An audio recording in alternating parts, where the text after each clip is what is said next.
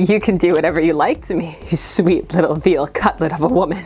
You sweet little veal cutlet of a woman. The Joker calling Power Girl a little veal cutlet. It's a moment that just lives in my mind now. This thanks to a backstory by Matthew Rosenberg in the series Joker, the Man Who Stopped Laughing, specifically from issue number 1. I even made a whole video chatting about how odd it felt as an outing, to me at least. While laden with jokes and references, it was also quite the detour from the first story, which was much darker. So as always, I waited with bated breath to see what you had to say. Some of you felt that overall the absurdity of the story itself was meant to represent the Joker's mental state, that he was an unreliable narrator, and that was the entire joke and where the amusement was to be derived. A strong hypothesis, but still didn't tackle one of my burning questions. Why have a backup featuring the same character written by the same author in the book where the main character is doing something vastly different in the first story, when you could either use those pages for the main story or put a different backup that's furthering more in the universe that they are attempting to connect back together again? It haunts me. I also got another response from a few people that led me down this rabbit hole and led to this video. The idea that this was actually a 4D chess level reference. A reference to the short-lived 1970s Joker series. A series we did a brief retrospective on, I'll link it down below. The issue they felt that this first backup story was specifically referencing, or at least specifically homaging, was number 4, known in some circles as the Joker Falls for Black Canary, although as we will see shortly, that is woefully inaccurate. It put me in the mind to compare these two and see, was there merit to this? Was this truly an homage to this issue? I like when things are deep cuts, so I wanted to know. Having read that series, I wasn't leaning in that direction, but I wanted to reread it to make sure and do a proper comparison. There is an art to taking a past series and referencing it for another era, while keeping it recognizable, but also doing your own thing. It's a skill. This video is brought to you by Skillshare. Skillshare is an online learning community with thousands of classes by a wide array of instructors, with a focus on creativity and self-growth. If you're interested in expanding your skills, there's a class on here for you. Are you interested in animation, editing, how to grow or start a YouTube channel? There are classes in all those things. I'm always looking to improve, so I took a fun class about color correcting, because let's be real, it gets rough up in here sometimes. Jordy Vanderput, a YouTuber, has a class called Premiere Pro Lumetri 2020, Color Correct and Color Grade Like a Pro, which was fun, approachable, and got right to the fundamentals, and it was engaging. But that's not all I did. I also took a class on bath bomb making, because I'm multifaceted, and those things are expensive, and I'm cheap. With Skillshare, not only can you choose your classes, how long they are, you can also choose your instructors, leave off at any point because they're broken down into chapters, and there are no ads, so they're perfect for if you have a busy schedule. If you're interested in joining and expanding your skill set, the first 1,000 of my subscribers to click the link in the description will get a 1-month free trial of Skillshare, so you can start exploring your creativity today. Now let's get analyzing and compare these two works and see how you feel. I'm excited. I'm one of those nerds who enjoyed essays and stuff in school. As mentioned, we did an entire video on the Power Girl Joker short backup, which I will of course link below, and of course I'll recommend watching the whole thing. There were In the Mouth of Madness clips in there, and also I'd recommend it because it will help with context for this. But if you really have no time, here's a Cliff Notes recap. This story was entitled Here's Looking at You, Kidder, written by the main author of the issue, Matthew Rosenberg, with art by Francesco Francavilla. It was released in October of 2022. The Joker had been apprehended by Power Girl as he'd been wreaking havoc. He is besotted, especially by her veal cutlets.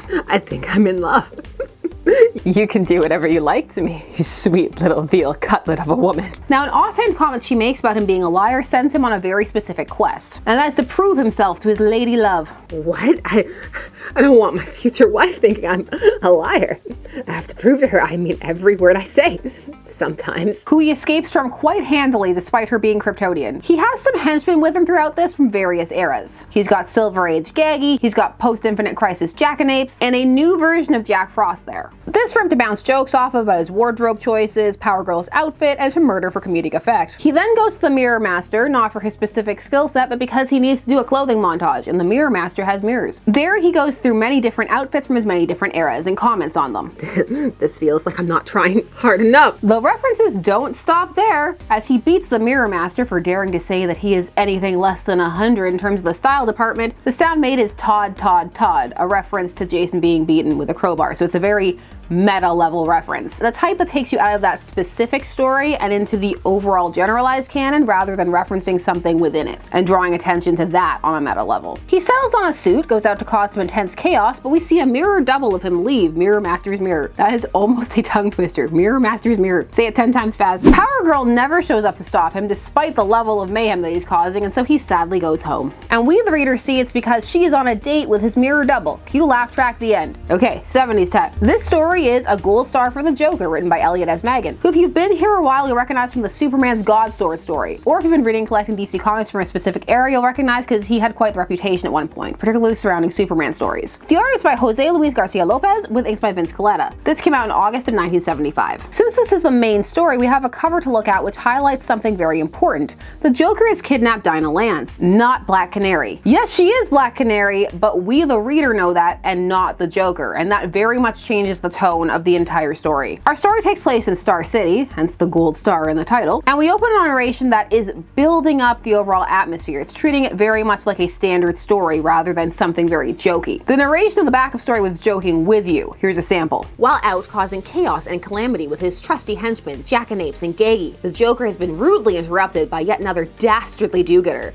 But this time it's not the bat or any of his but a buxom blonde bombshell known as Power Girl. The 1970s story opens like this. Before the sun raises its rays, bringing dawn to the colonial harbor town that grew to become Star City, the few who at this hour scurry about the streets in anticipation of a workday are already too preoccupied to pay attention to the bus from Gotham that carries only a driver. Anything from Gotham is bad news. Everybody should pay attention. This bus driver spies Dinah walking down the street and stops his bus to pursue her and becomes very aggressive, offering his name, what's her name, wants her last name, is this her business, can he come in even though it's not open yet, just a whole bunch of lot of just ooh. At this time in DC's canon, Dinah ran a flower shop. How romantic! Do you want these delivered or? No, love of my life. I'll eat them here, actually. They're for you. Red alert. Dinah is, of course, taken aback and uncomfortable. But the driver, Harry Hack, leaves and goes off to cause mayhem and is revealed to us as the Joker. And he's really obsessed with this little flower shop attendant he's met. In fact, he pulls out a flower and starts playing the petal game. She loves me not. So this romantic reference is tied in with her profession and linked to a long-standing cultural romantic reference. And that in of itself is part of the joke. This one in many circles is considered to be a children's game being played by the Joker. There is a kind of moment like that in the backup where Joker makes a joke about look at how Power Girl dresses in reference to her not being shy and decides to change his outfit. It's not quite as tight as this, however, and can also be read as having other undertones that aren't being factored into the story, which unlike this 70s tale, it's unclear whether they're actually meant to be there or not. This 70s tale is quite clear that you're not supposed to feel comfortable with what's happening. This romance is meant to make your skin crawl. The humor here is more dark to highlight the very potential of Joker falling for somebody and how it would feel to be the person who's the object of that affection. While in the backup story it's more wacky and absurdist at the very concept that it could happen at all. The joke is more the mere concept rather than the execution. Your suitor is some kind of lunatic who stole a bus from Gotham 2 days ago and turned up this morning, returning its special delivery to the Star City bus terminal, nearly killing someone in the process. Thanks for yelling at her about that, Ollie. That really helps. The Joker returns and kidnaps Dinah, and Green Arrow is terrified. So when he learns they're on the Archway Bridge, he hurries over. We must position ourselves most carefully, you see. You're crazy. What can you hope to gain from this? Crazy is exactly what I am. My legal residence is a home for the criminally insane. I'm a genuine card-carrying, lock you up, throw away the key lunatic. I can do whatever I want because I'm not legally responsible for my actions. The state is. Marry me, pretty Dinah, so I can let you live, you see. Not if you were the last clown on. Green Arrow isn't successful in his first attempt to free her. Also note that her reactions are always taken aback. She is disgusted by this concept, whereas we play with the idea in the backup that Power Girl could eventually go for a Joker. Now Green Arrow's second attempt yields more fruit, and we do get to see Joker calling Dinah a little girl. He called Power Girl little too, patronizing in both versions. But again, Green Arrow is forced back. These moments show that the Joker is difficult to deal with, and the Joker makes her walk across the line on top of the bridge like walking a tightrope, only to cut it as she crosses. Too bad. We could have made such beautiful music together.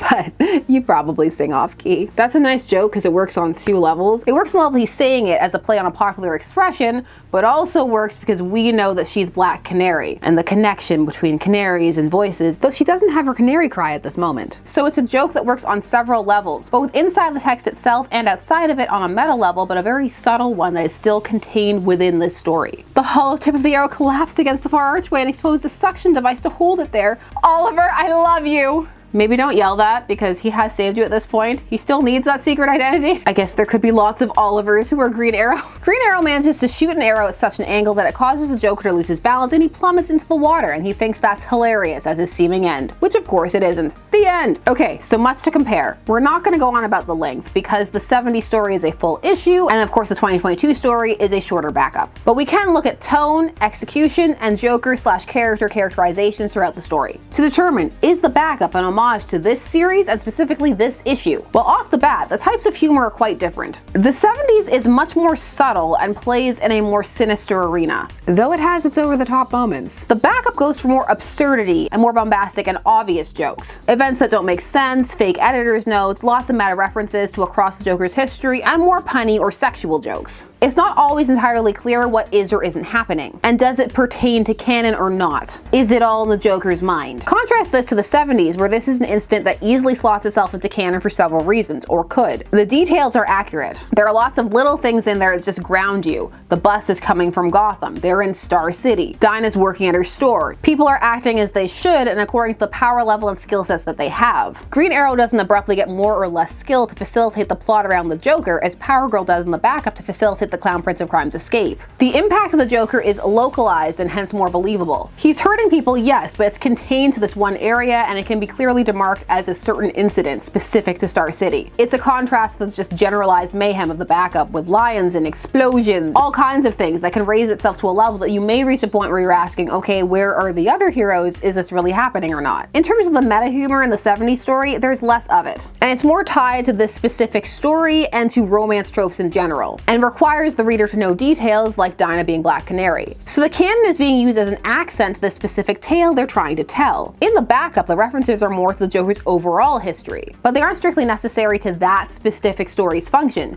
You could make some of those jokes in any other story. For example, the Todd, you could put that in any story. So some of the moments don't accent the story, but are more just there, and yet some scenes could not play out without it. So it feels like some moments like the story is a vehicle for the jokes rather than the narrative providing anchor points for the jokes. Now, overall, the 70s series did have some odd things happen, like the Joker teaming up with Sherlock Holmes, but it always strove to make its universe feel coherent, making the 70s story something you could ignore or reference, because it could still fit into the universe and you wouldn't need to explain anything because the pieces are already there. Whereas with the backup, you'd have to do some tweaking to explain why people are acting differently or items aren't working the way they normally do according to lore, etc. Even if it was just something simple like, oh, he's insane and it happened a different way, you would probably have to do that in order to make it make sense. I mean, you should do that. You don't have to do anything. Another point to compare is how the romance is treated. The difference between one woman being Dinah Lance, who he doesn't know is Black Canary, versus Power Girl completely alters the tone and the type of Joker you're dealing with. The Joker choosing a random civilian woman to harass because he can is a very different vibe than him being overcome and besotted by the beauty of a well-known superheroine. There's an inherent menace to how he pursues Dinah, even before it's revealed he is the Joker. It just makes your skin crawl. In fact, some would argue it's not funny at all, but it's hilarious to the Joker, which is very in keeping with him being in on a joke that others aren't. He's dangerous, and you see it in how other people react to him, rather than by having him go over the top with ultra-violence, like killing his henchmen when they disagree with him. In the backup, other people in the universe don't really react to him over much, or it's inconsistent. But at times the backup will sacrifice situational reactions based on what you see in the story for the jokes that are to happen in that scene. Dinah always treats him seriously. There is a way to view it that the Power Girl infatuation is safe.